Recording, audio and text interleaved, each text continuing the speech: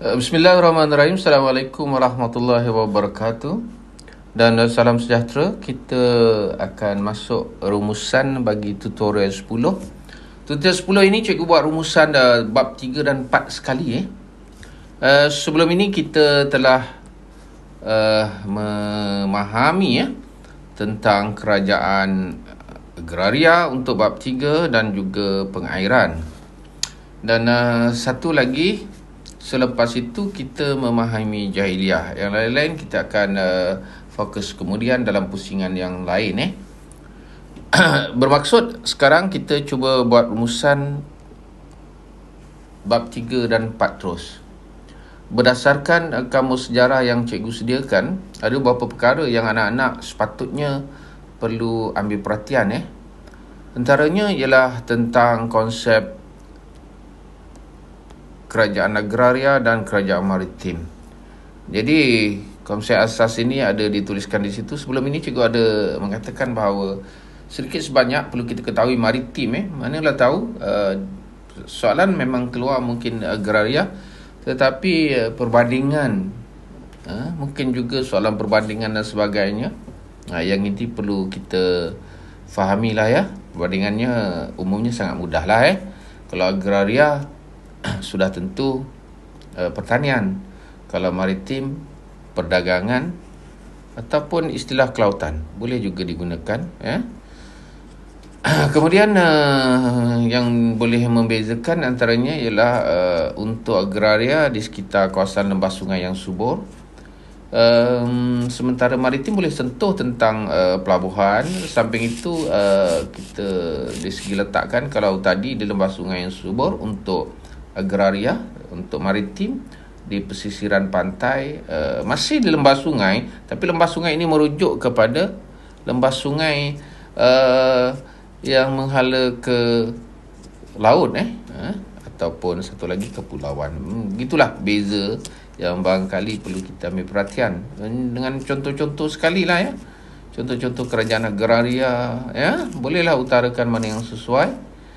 Cuma kalau kita perhatikan kerajaan agraria di lembah sungai, untuk agraria ni namanya kita tak biasa untuk mengingat. Memang agak sukar Dwarawati di Sungai Menam, Thailand. Yang itu memang agak sukar untuk kita ingat. Tapi tak apalah, kita berikan contoh-contoh agraria seperti kerajaan Angkor. Tak ada masalah pun. Okey, begitu juga contoh-contoh yang ada di sini dalam buku teks kerajaan Kedah Tua Bukan itu sajalah, Sriwijaya serupa saja Itu perbezaan secara umum Apa lagi yang perlu kita tahu? Konsep beret Okey, dan anak-anak perlu tahulah konsep ini. Cuma beza pengairan dengan barai ini, pengairan itu berkemungkinan setengahnya semula jadi, tetapi barai ini lebih kepada tempat tangkuran air buatan manusia menyerupai tasik. Anak-anak juga boleh rujuk sebenarnya buku tingkatan, kalau tak silap cikgu, buku tingkatan 2 untuk silibus KSSM. Okey. Yang lain-lain boleh bezakan. Cikgu teringat sebelum ini ada soalan SPM keluar membezakan antara pelabuhan pemekal, pelabuhan kerajaan, entry port.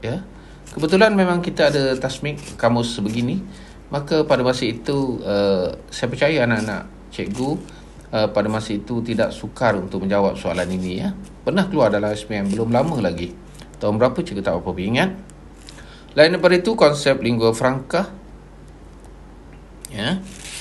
Okey, bolehlah dibaca dan bahan ini ada dimuatkan dalam channel cikgu. Okey. Di bawah tajuk bab 3 ini juga ada perkara-perkara lain yang perlu anak-anak ketahui, seperti konsep derhaka, konsep order kosmos. Bacalah monumen. Monumen ini pernah keluar. Dengan melihat konsep sejarah ini, sebenarnya kita boleh jawab soalan itu. Untuk monumen ini ada satu soalan memang telah disediakan, tapi yang kedua kita akan lihat. Begitu juga dengan candi. Monumen dan candi ini, maksud monumen itu sendiri pernah keluar Dan lain-lain untuk bab 3 selesai di situ.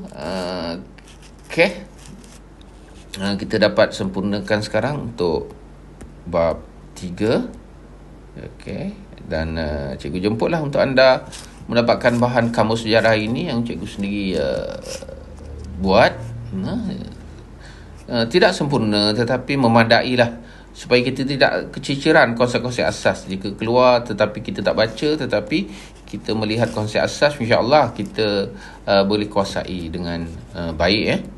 Jahiliyah memang kita telah bincangkan beza kabilah dan kafilah juga perlu dilihat. Kafilah tu apa? Semangat kesukuan, ya. Dia ada kaitan semangat kesukuan ini dengan asabiyah, dengan kabilah, ya. Perlu diperhalusi lah, ya. Okay, jika perlu anak-anak didik cikgu yang ingin penjelasan, bolehlah hubungi dengan cara melihat komen dengan bukan menuliskan di komen di bawah, ya. Konsep Al-Amin, ya, konsep Al-Amin ini amanah, ya. Baginda telah digelar sebagai Al-Amin, ya. Okey, ada konsep-konsep lain yang perlu dikuasai seperti bertahanut, iaitu mengasingkan diri untuk beribadah, ya. Dan lain konsep yang ada untuk zaman Nabi, saya ingat dia berterusan di sini, bab 4 dan berterusan hingga ke bab 5. Walaupun setakat ini kita bolehlah teruskan untuk bab 5, konsep hijrah, konsep piagam Madinah, ya. Walaupun setengahnya kita tidak beri tumpuan kerana barangkali telah keluar dalam SPM sebelum ini, 9 tahun lepas, tetapi kita perlu tahu sekurang-kurangnya dengan mengetahui konsep asas ini kita boleh menjawab soalan kertas 1 dengan tanpa ragu-ragu. Banyak lagi konsep-konsep lain, mesyuarah, syura, bai'ah.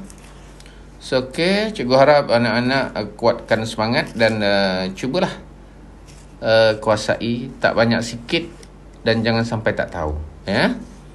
Jadi rumusannya, kalau bab 4 dia sehingga ke bertahanut lah, ya. So, okay. Kita telah selesaikan di sini hingga bab 4. Kemudian kita selesaikan untuk rumusan ini sehingga bab 5, ya. So, okay. Terima kasih.